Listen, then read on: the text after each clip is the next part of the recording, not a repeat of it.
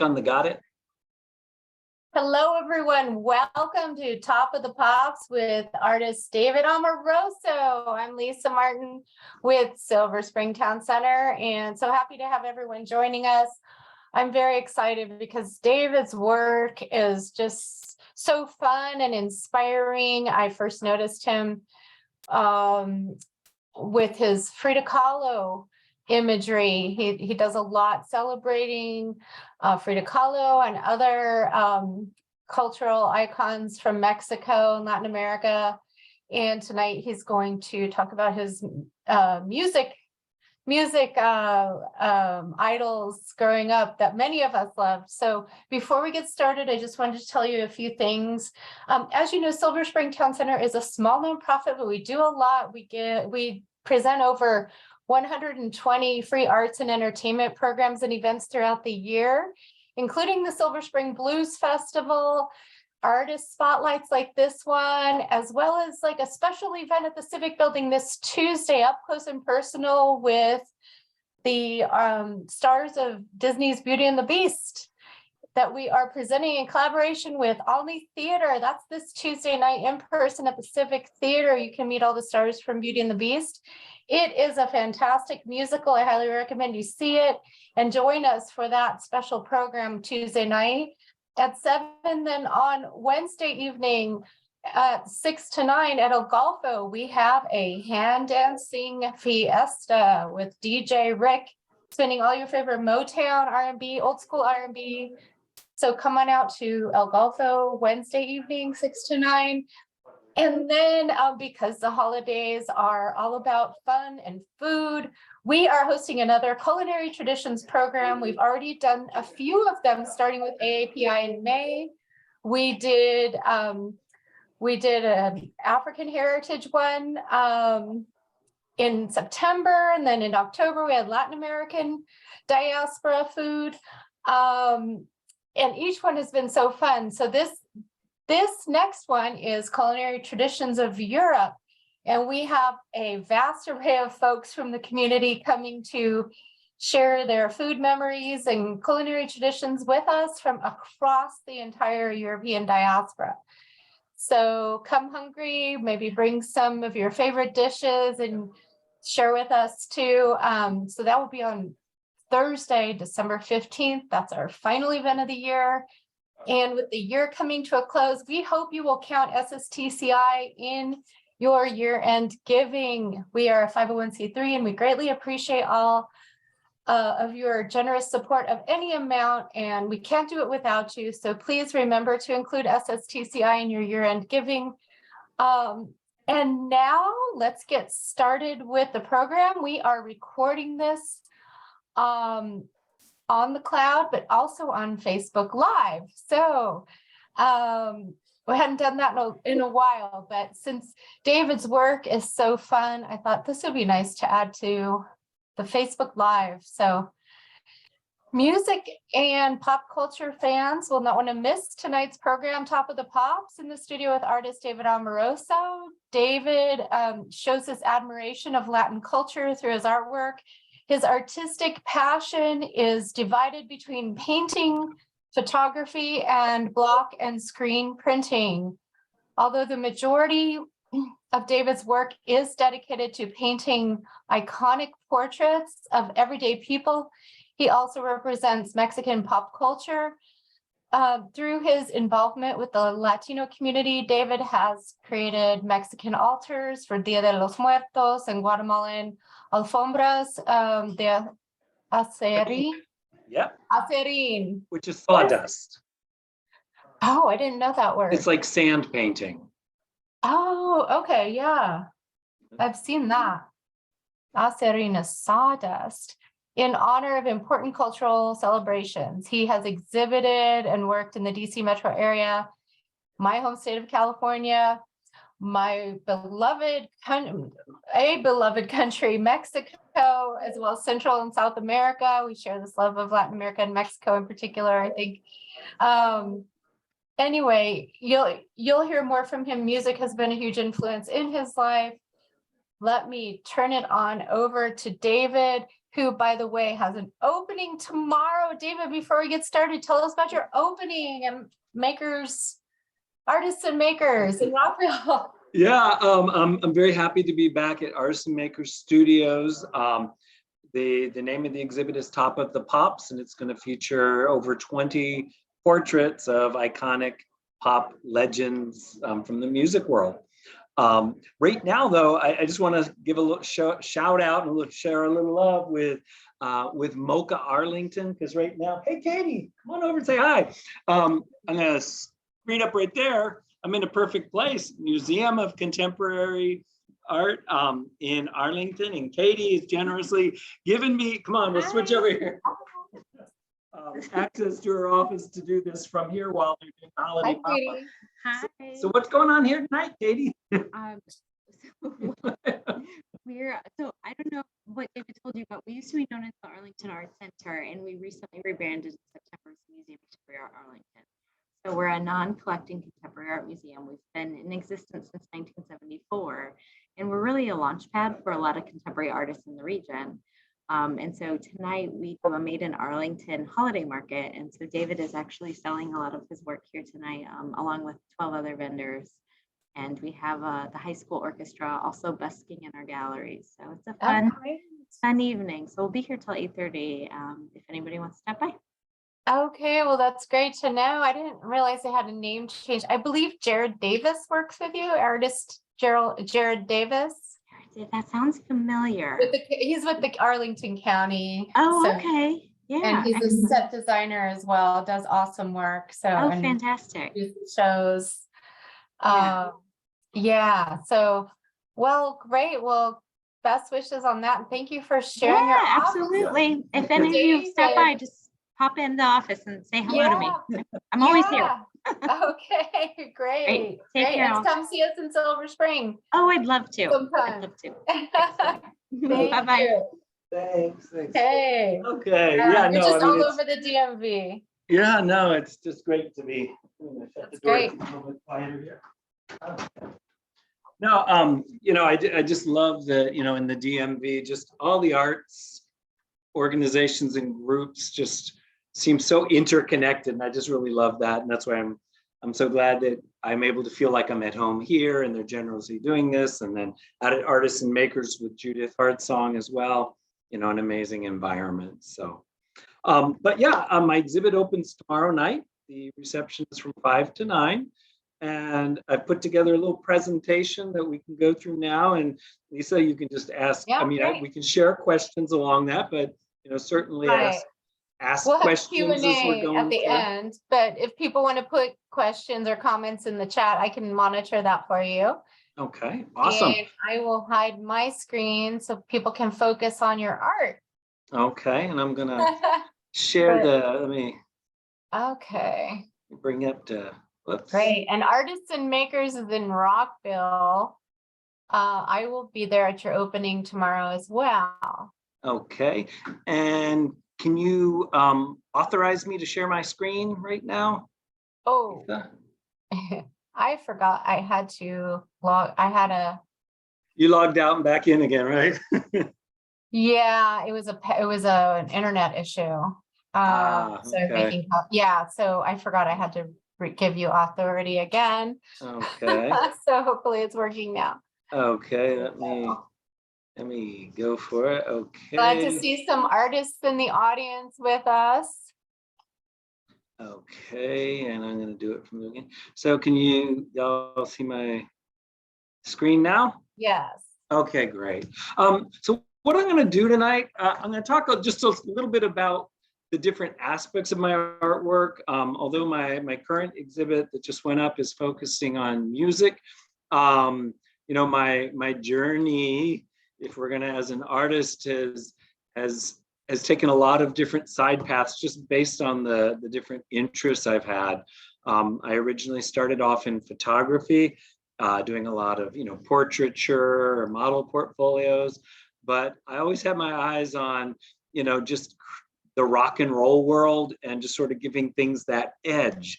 And so a lot of my artwork, I think, has been influenced by, I like to say a rolling stone, if you will. I mean, it just, whether I'm painting it or photographing, I just feel like it always belongs in that type of environment. And I'm heavily involved with the Latino community in the DMV. So, a lot of my work reflects that as well. I just finished an exhibit at in the Art Factory in Manassas, Entre Dos Mundos, and Lisa was able to come out for that. And for me, that was a really exciting exhibit because it was actually planned almost 3.5 years ago, but with the pandemic, we had to do sort of a light version of it.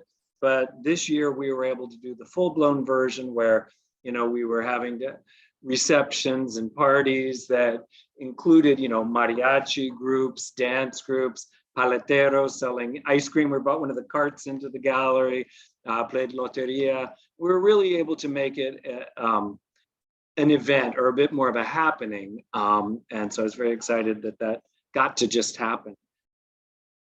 But my very first painting exhibit and painting effort was actually back in 1997.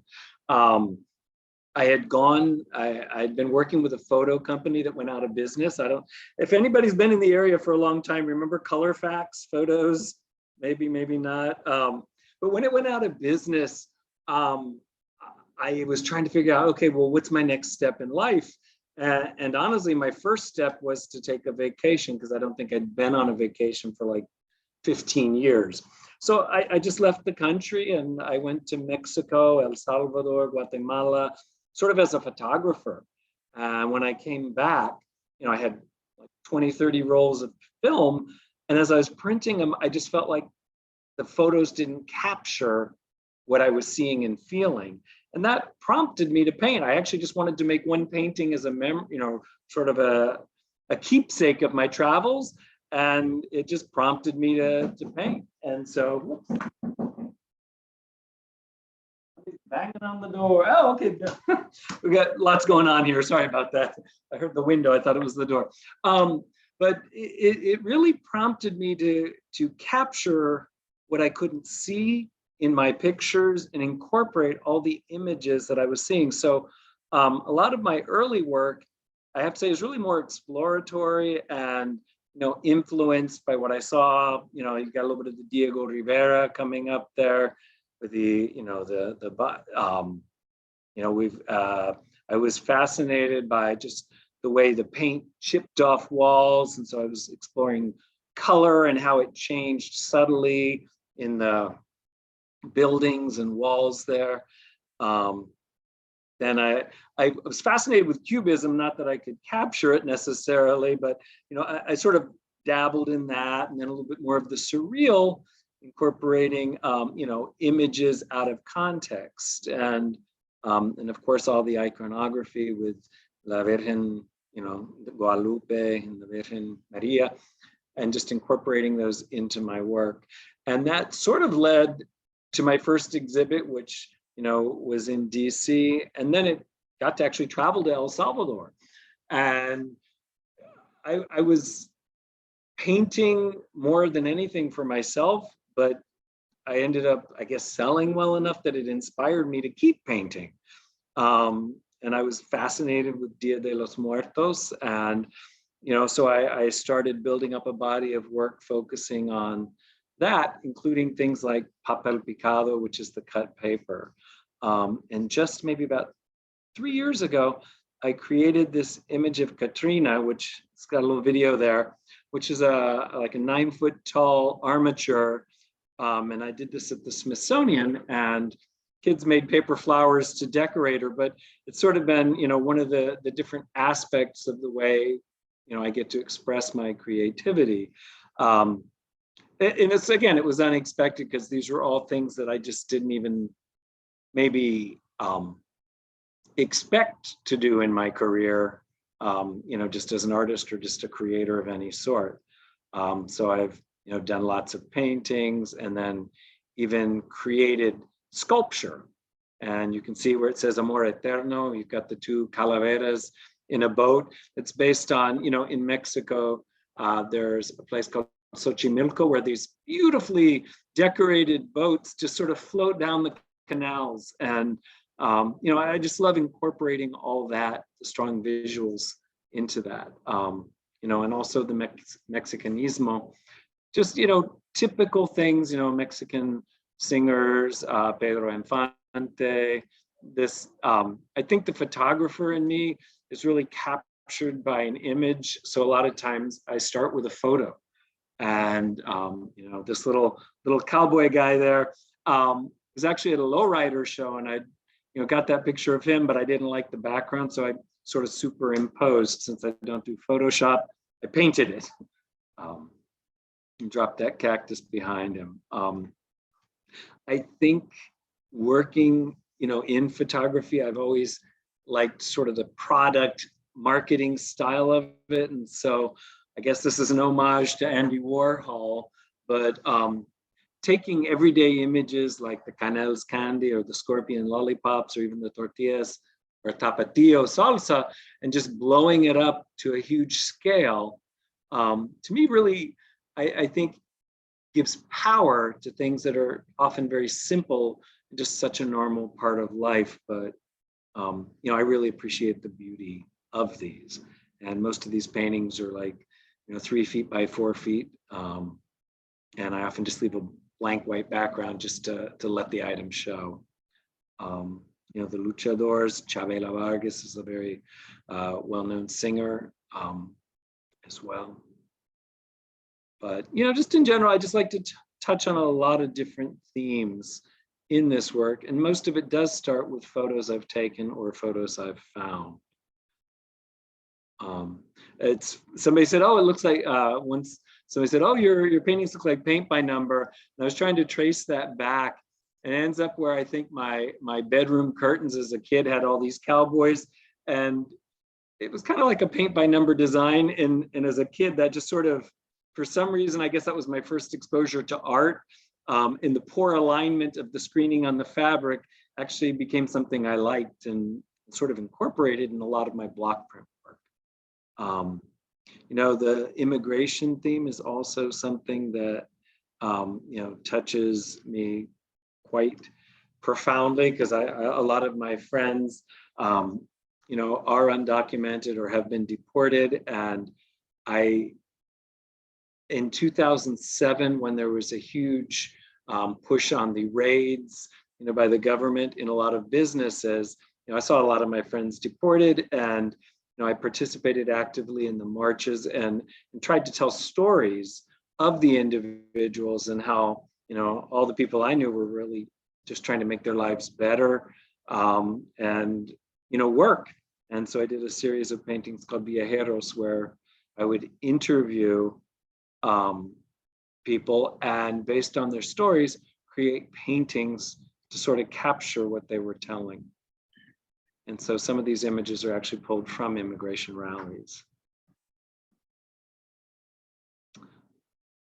The next grouping is called Delicate Violent, and it's based on a lot of the portraiture I started to do and how I guess incorporated or juxtaposed people against you know, different backgrounds. And at this time I was doing a lot of photography for local rappers, and I was noticing that the images as photos were so strong that it seemed like it was just a waste to leave them as promotional photos.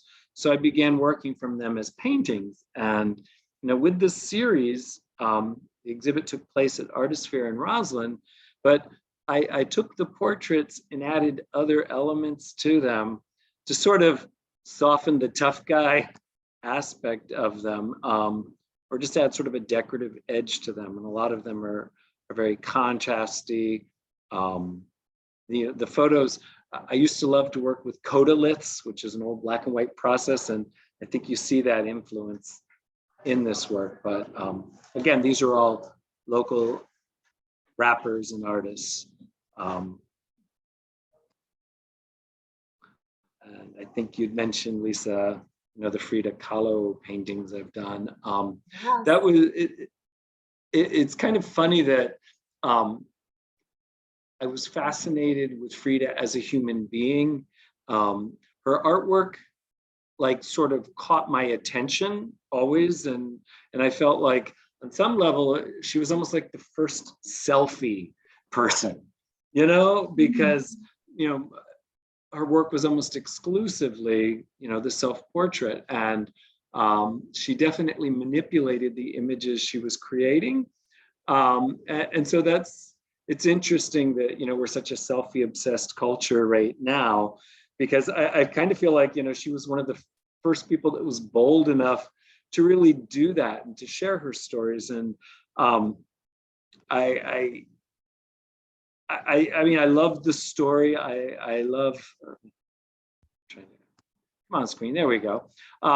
So at Artist Makers a few years ago, I did an exhibit of all Frida paintings, and I'll just let this image go by, but it was interesting that it was like over 25 different portraits of Frida, mostly working from maybe about a half dozen photos of her. And I think the photographer in me is really picky about choosing images to work from. And it's interesting is as photographed as she was throughout her lifetime, there are very few actually great photos to work from, you know, as a painter, I'd say. And Lisa, did somebody pop up with a question in chat, I see? Yes, our friend Roy says, David, su inglés es perfecto. Oh, gracias. I actually grew up speaking English, and then Spanish was sort of a secondary language for me. So Yeah. Pero gracias, muy amable.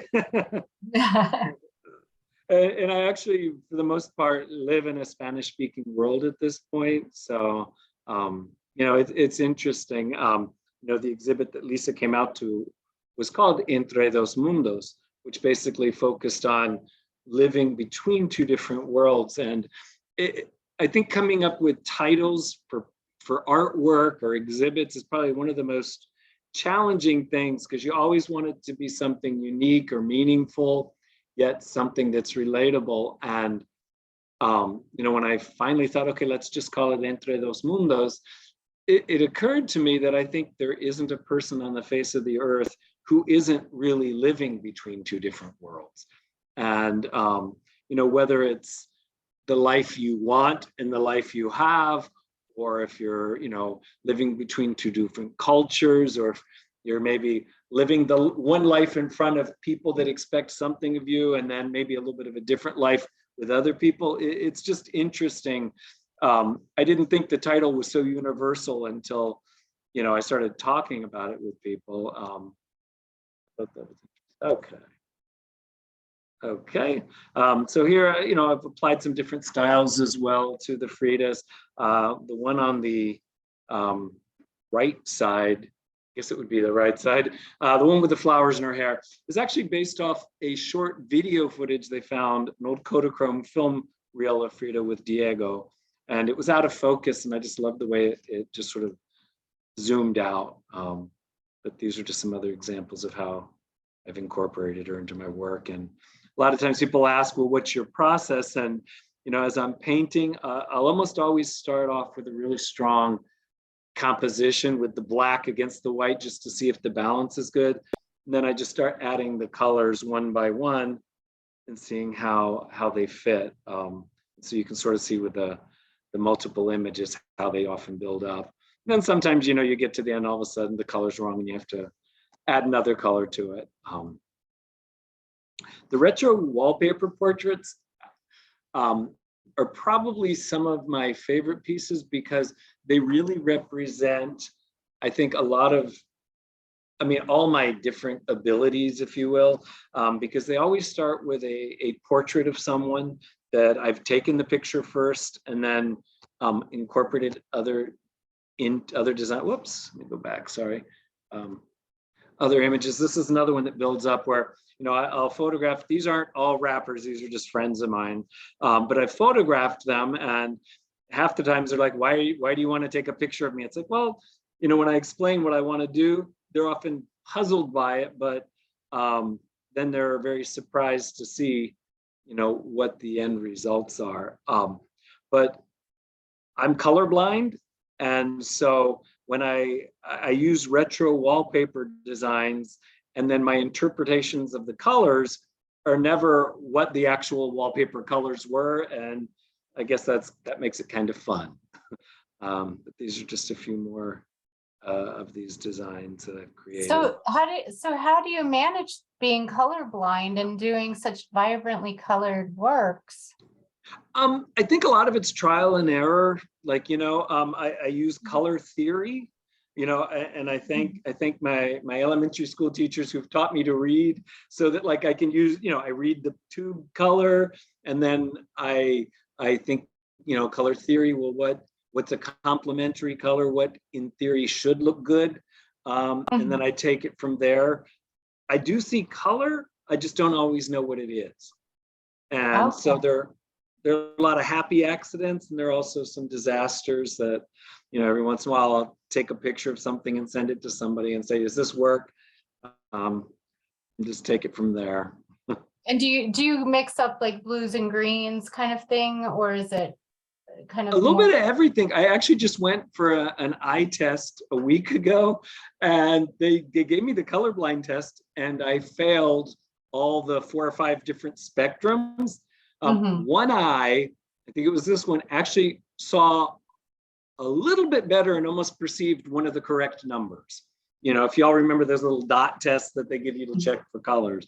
I didn't realize, I just figured both eyes would be the same. So it surprised me to learn that one eye is slightly better. So now when I'm painting, if I'm not sure, I guess I'll just cover an eye and look with the good one. Right. I don't know much about color blindness, but I know from my anthro-linguistic courses, there are some cultures that don't have words for many colors. Like every culture has a word for red, black, and white. And then from there, they might add maybe 2 more colors. Yeah, there might be one word just for all the blues and greens. If they have a limited lexicon describing the colors that they see. So that's so interesting, because I wonder, like, how does that impact the artwork? I mean, I'm sure that people just paint the colors they see and want to create, but it's interesting to think that they wouldn't assign names to it. I mean, sometimes I'll even buy a color based on the name. It's like, oh, that says Provence sky. Right. It's like, okay, sounds good to me, whatever that is. Right. And so that's how I do my nails. Right. Yeah. I don't have to choose nail colors, but I think the name would inspire me, I'm sure. Right. Right.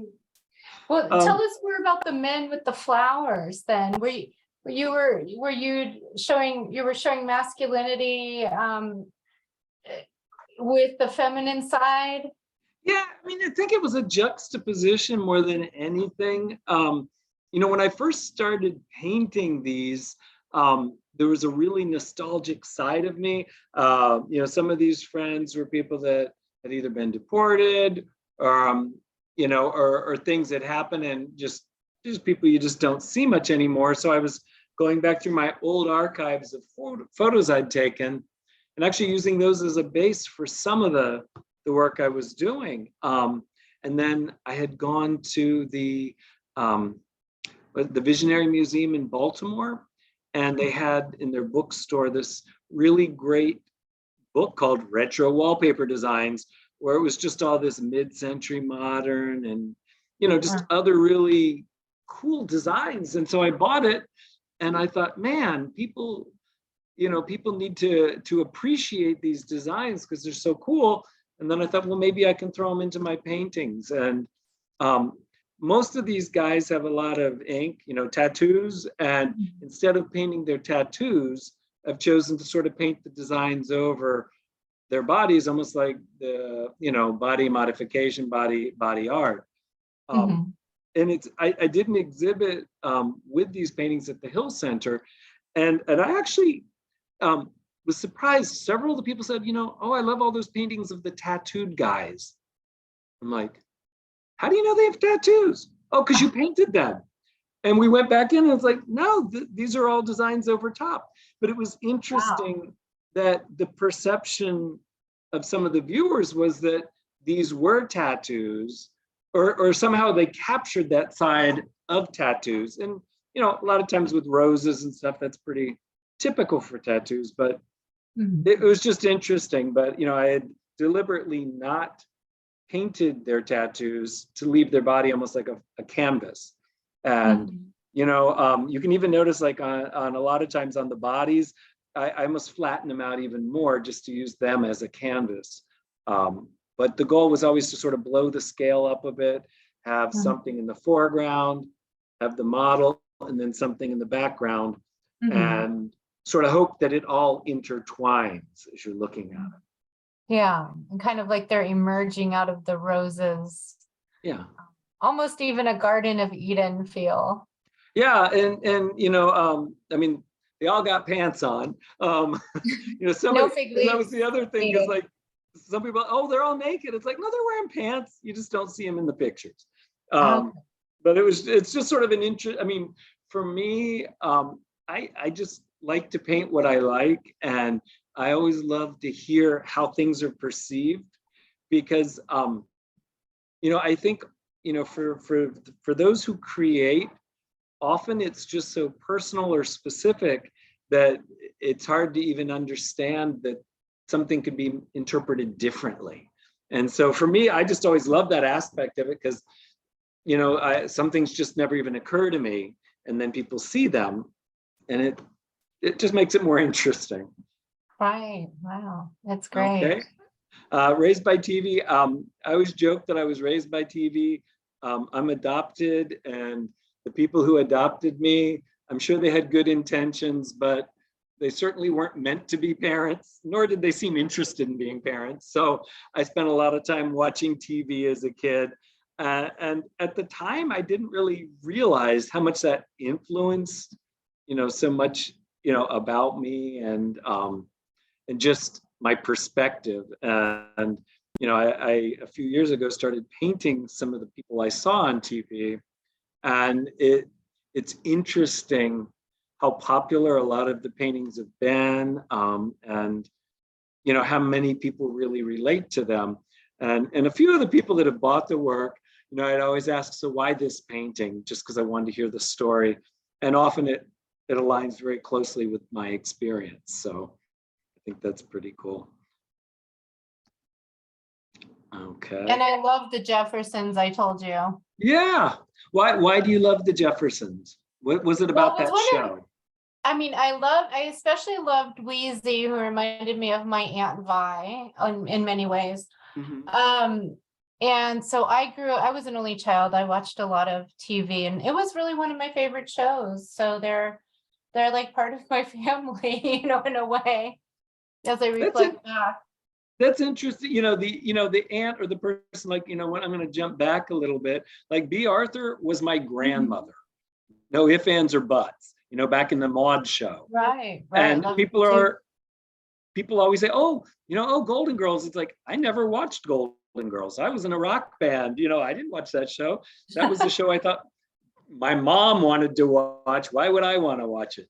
But B. Arthur as Maude, she resonated. And, you know, again, you know, it's just, you know, Mr. Rogers as a kid, and back when I, you know, in the 80s, and, you know, when I was in a punk rock band, you know, we all made fun of Mr. Rogers, but now as a grown up, it's like, my God, he was such a decent human being, and he was so wise, and things you don't see as a kid.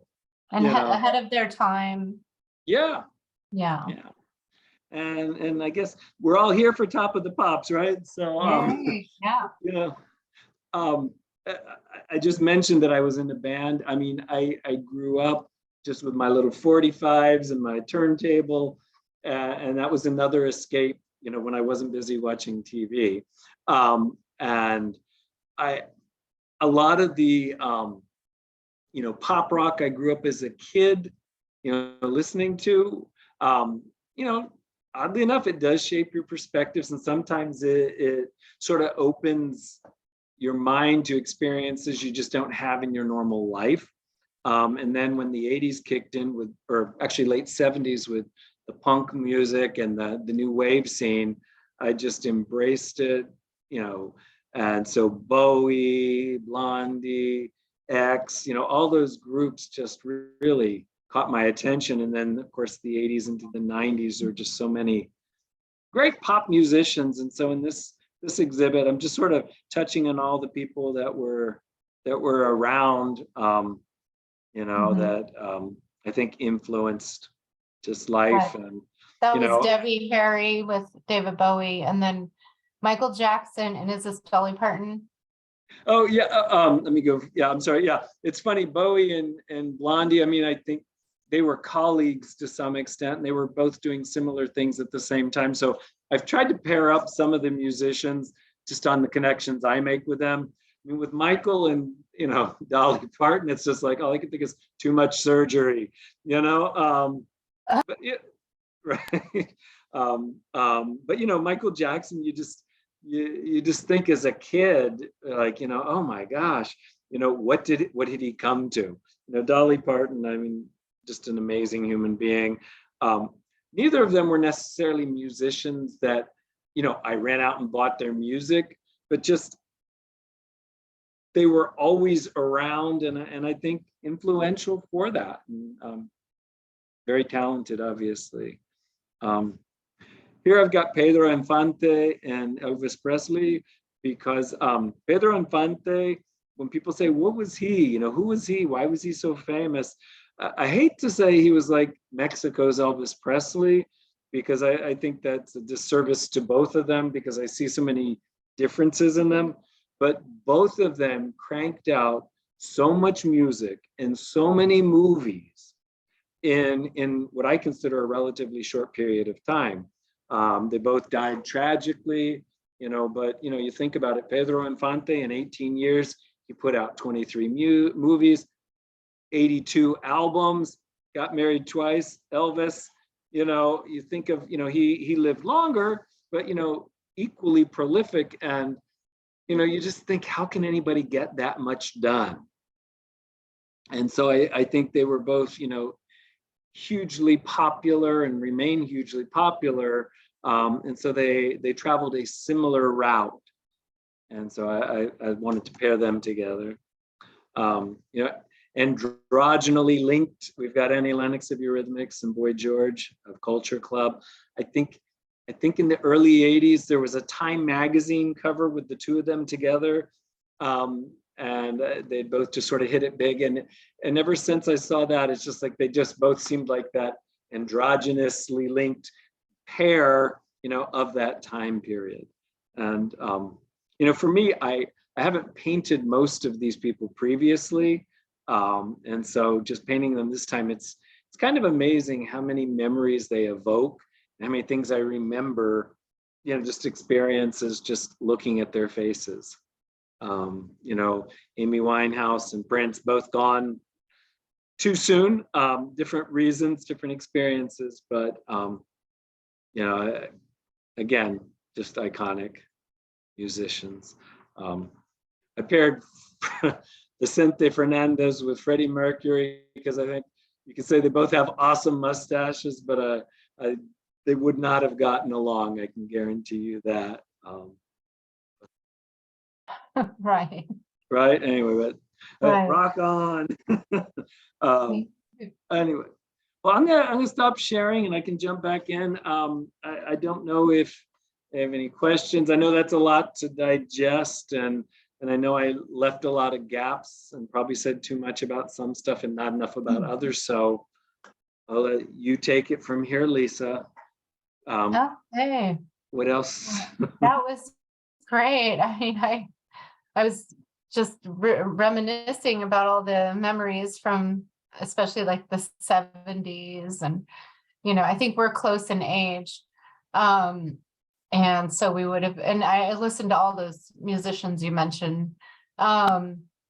So we have some time for some questions from the audience. Tina has a question in the chat. Would you like to ask your question, Tina? Sure, if you can hear me. Yeah. I wonder, do you work from small photos, or do you work from projections? I mix it up a bit. Usually, if I find an image I like, I'll I'll print it out and add a filter to it to sort of figure out some different zones to it. You know, some of the paintings, like I'll sort of ballpark it with a projector, but then they take a life of their own on others. I don't. I think it's weird that I think because photography is my background, I think in a very flat way already.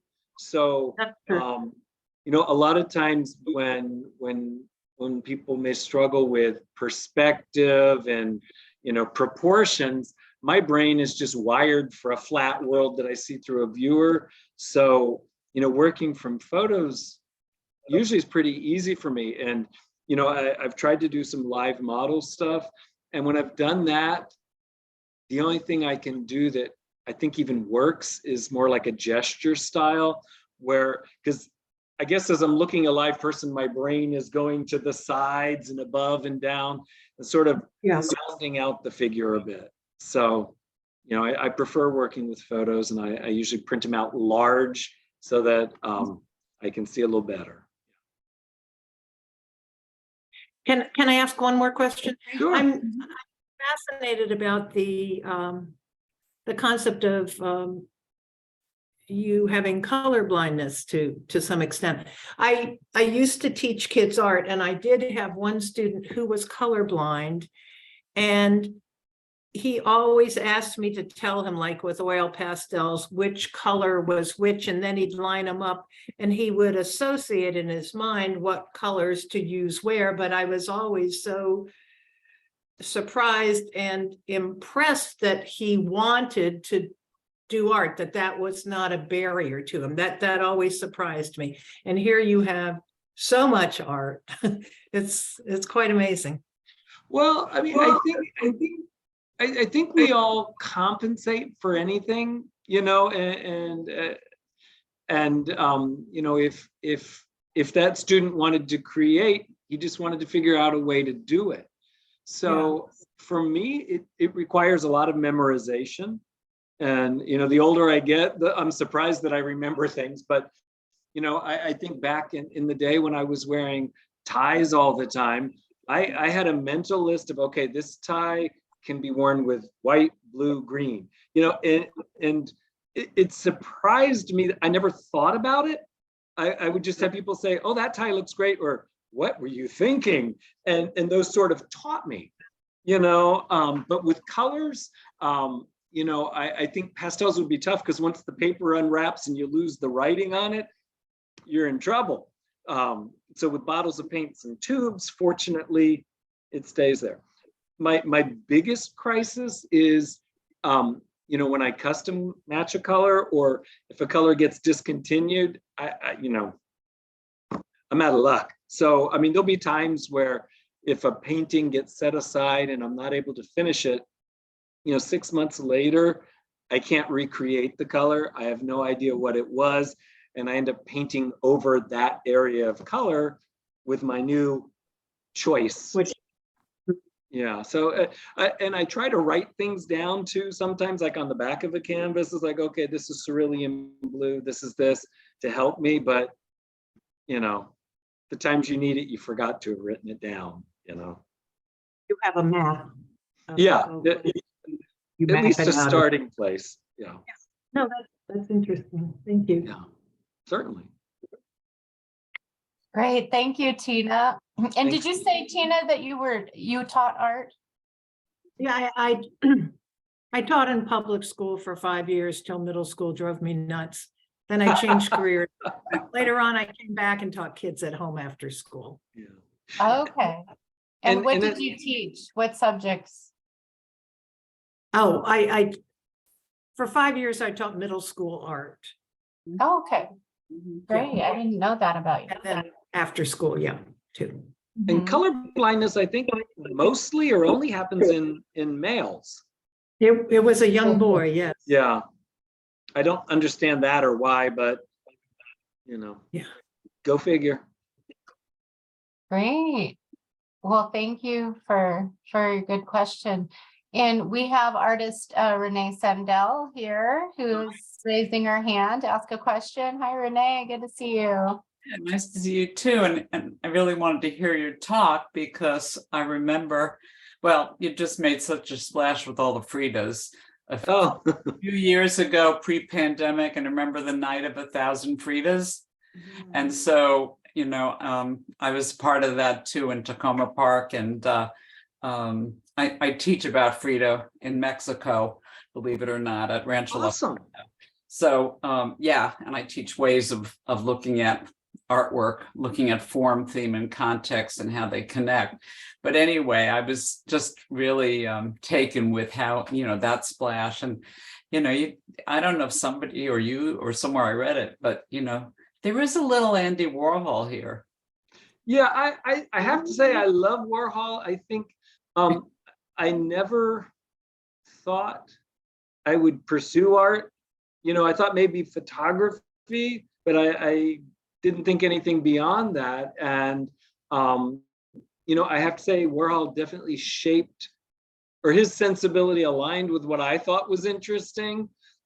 As a human being, I wouldn't want to be compared to him as a human being, but as an artist, yeah, I'm cool with that. Yeah, but yeah, Warhol definitely. And I think if I had grown up in an environment that really nurtured art and creativity, I probably would have pursued marketing and graphic design. And you watch Mad Men and you look at the art departments and stuff like that. I mean,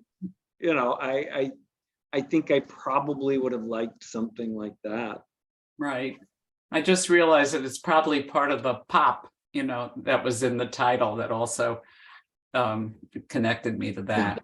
But anyway, wonderful talk. Thank you. Great to see the evolution. It's weird because I think my earlier work actually took more ability, and as time's gone on, it's just gotten simpler. Go figure. I definitely, the amount of time I would take to create some of my earlier works, it blows my mind how much time I would spend on some of the earlier works, and now, Yeah. Crank them out. Well, like Tina, I would never have thought you were colorblind. So Well, and we see color. We see color, we just don't know what it is. And again, there's a lot of trial and error that y'all don't see. And when somebody says something works, sometimes the color patterns, I keep the same palette in time. So great. Thank you. Thank you. Thank you for joining us, Renee. So we have time for a couple more questions. If you want to raise your hand, folks in the audience. I was wondering, you said you hadn't anticipated becoming an artist when you were younger. What really got you into doing art? When did that happen? After that trip to Mexico, where I just came back and started painting, a friend of mine's like, I just wanted to do one painting to capture what I saw. And the painting I created was called Crucifixion Natural, Natural Crucifixion, which had religious iconography. It had Dia de los Muertos, it had toreros, it just had all these elements to the point where it was like a train wreck, and I had to actually start painting over because it was just too busy. And so I left the simplest parts of the painting still on canvas. Thought, well, let me capture the other stuff in another painting. And within a summer, I had like a dozen paintings. And somebody's like, well, what are you going to do with them? And I'm like, yeah, they all won't fit in my living room. And he's like, oh, I got a friend with a restaurant, if you want to just hang them there. And I'm like, okay. And so the restaurant is El Tamarindo in Washington, D.C. And the owner is just like, yeah, you can hang them up. We'll do a little reception. I'm like, thanks. And again, I didn't know what I thought would happen, but I certainly didn't think all the paintings would sell. And when they did, that prompted me to want to keep painting. And what year was that? When it was like 97, 98. Yeah. Okay. And in the, I mean, I think the funny thing was that was also, I'd been with a photo company for, well over a decade. It went out of business as digital was trying to kick in. And again, my first vacation, I didn't really have a plan for what my next step might be, other than let's enjoy some time off. And I just thought I'd be doing a lot of photography, and it ended up being painting. Great. And tell us a little more about the materials you use. What kind of paints do you work in? And do you use mixed media and other elements? Any 3D at all? Most of my work is acrylic paint on canvas. I immediately after I came back from Mexico, I went to an art supply that I had worked at like in 1980, way back even before that. And I just was buying supplies, and the manager was still there 20 years, almost 20 years later. And he's like, hey, I can get you a really good discount on supplies if you work a few hours. And so it's like, okay, and so I started working there at the warehouse and boxing up supplies and shipping them to, businesses everywhere else. And, I just loved the Vinnie and Smith Liquitex liquid paints in the little 2-ounce bottles, because they were just so smooth and perfect. And I think my photography influence just wanted everything to be flat. I had no appreciation for texture. And I mean, to this day, a lot of times people think that my paintings aren't paintings. They think they're prints because they just are that flat.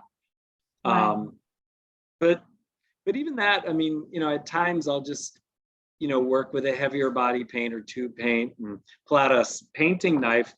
And I love how freeing that is, because, if you work very meticulously, from 4 in the morning till 8 at night or something like that, there's a point where you just feel so, I hate to say, feel so mechanical. You don't even feel like you're creating or being an artist. You feel like a technician.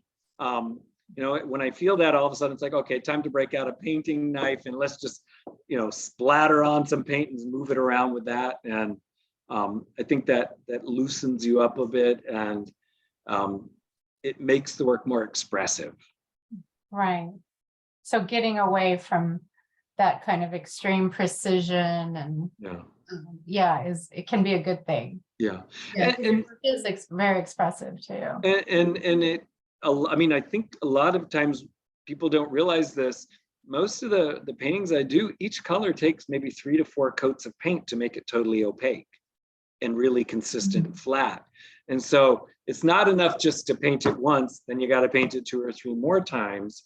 And they're like, sometimes a deep purple or a good cadmium red, with acrylic paints, it'll take 5 and 6, 7, 8 coats sometimes just to make it totally, if anybody has any ideas for really opaque liquid paints, let me know.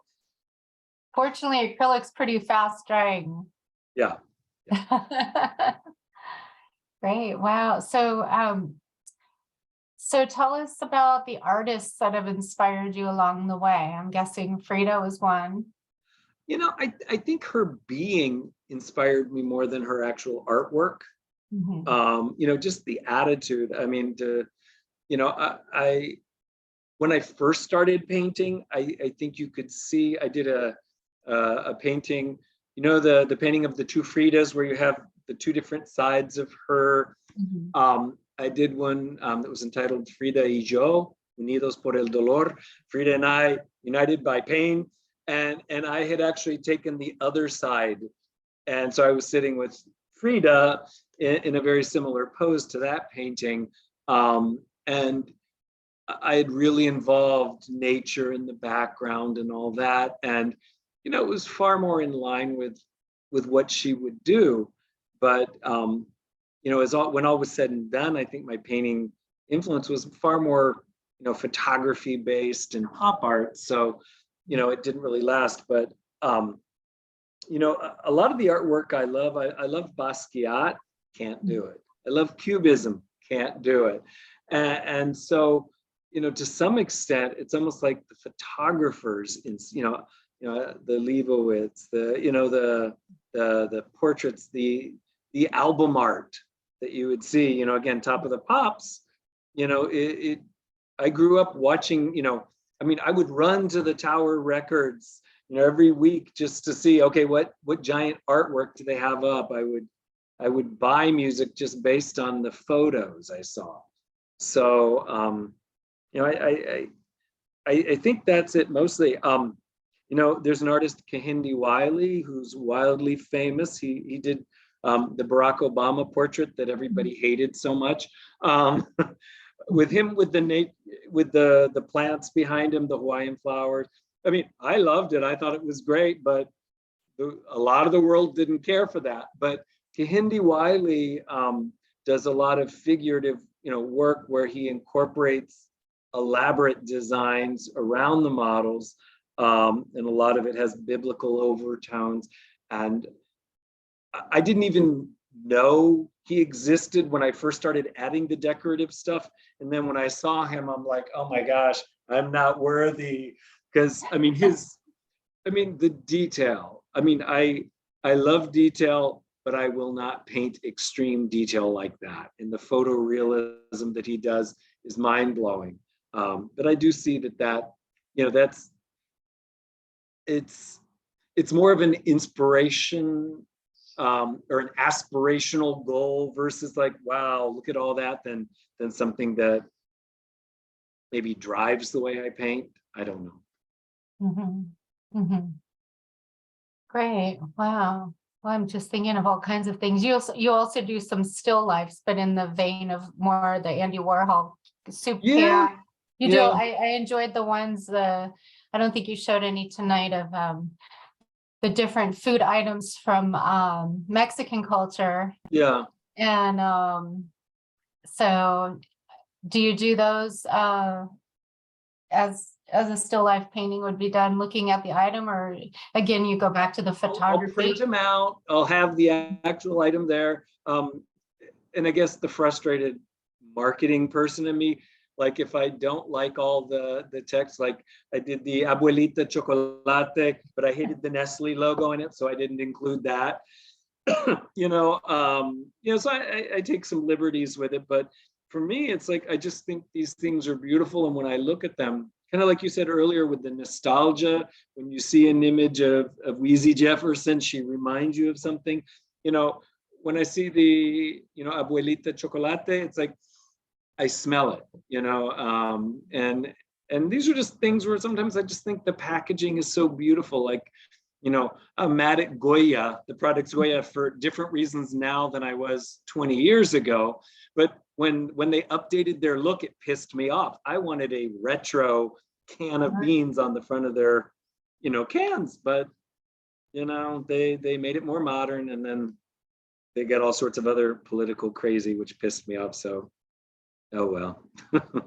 And so, have any of your famous subjects seen any of your work? Maybe the Lucha Libre guys, or? Well, a lot of them are dead because they're old wrestlers. You know, Marlo Thomas, saw that girl image I did of her.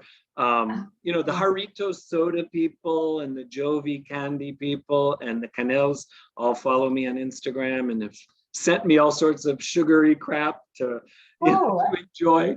And so, you know, some of the people have, but a lot of the subject matters are no longer with us. So, you know, I don't hear from them much.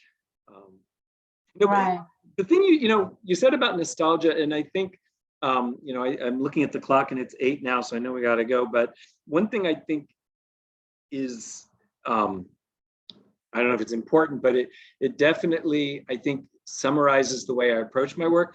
You know, I always feel like I've got one foot in the past for nostalgia and one foot in the future, you know, maybe just a more modern approach. And I feel like there's my in between two worlds thing right there again. But, you know, I think most of my work almost always has one foot with nostalgia, one foot trying to either break out of it or find a fresher, newer way to look at something. Great. Well, Michelle in the chat has just posted, thank you for asking. I do not, I asked her if she had a question or something. I met David when my past employer commissioned artwork for our retiring president and founder. I enjoyed my conversation with him then and wanted to learn more. Oh, So- what portrait was that? I don't know if she's. Did Michelle? Who was it? Who did I paint?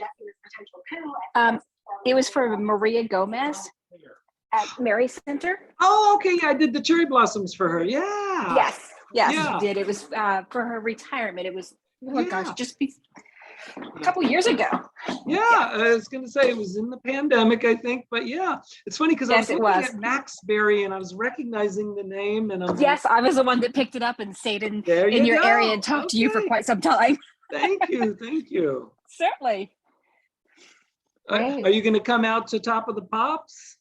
I think I'm going to try. Okay, I would awesome. love to. I was going to say, don't be a try baby, There. be a do baby. Yeah. I say try is the word I always use. We're like, oh, I'm moving this weekend. Want to help? I'll try. No. Well, moving's a different story. I know. But anyway. Well, as we come to a close, tell us about what you have coming up in terms of what you're working on, if you have even any time right now, since you have so many events going on, and or what you want to be working on in 2023, and then close with how we can see your artwork in person in December. Okay. Honestly, my calendar for 2023 is looking pretty quiet. And since the pandemic, honestly, as many as you have, I'm sure, I just tried to stay as busy as I could to not focus on the pandemic or all the political craziness going on. And so I'm ready to come out of isolation a bit and maybe live again. I've been, painting and working probably a good 18 hours a day for 3 nonstop years.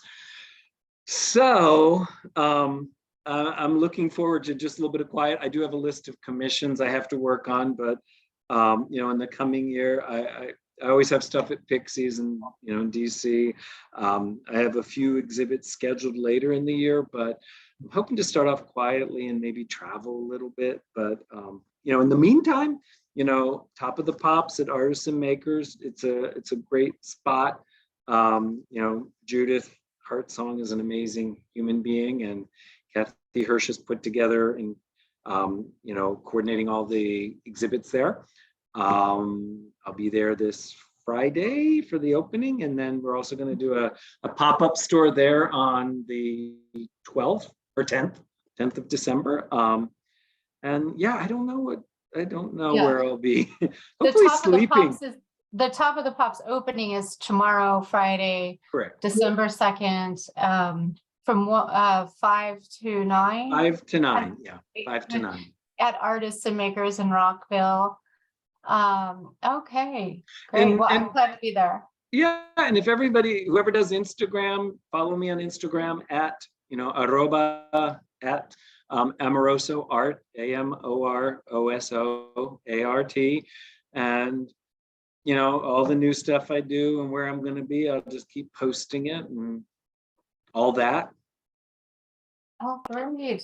Well, we'll definitely be following you, David. We love you. We love your art, and we're just so excited always to see it virtually or even more so in person. So I can't wait. We're going to be there tomorrow. So Okay. I thank hope you. some of the folks who join us tonight can join us there Yeah. too.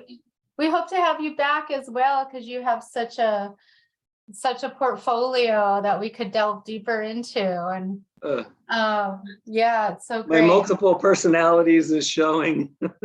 You just love so many things, I think. Yeah, I And it think, shows. You yeah. celebrate life. yeah. Look, something shiny. Yeah, Yeah. it's true. Great. Well, muchas gracias. And thank you so much. And congratulations to you on the exhibition at Artists and Makers Thank you. opening Gracias. tomorrow. And this Gracias a recording will todos be ustedes. available.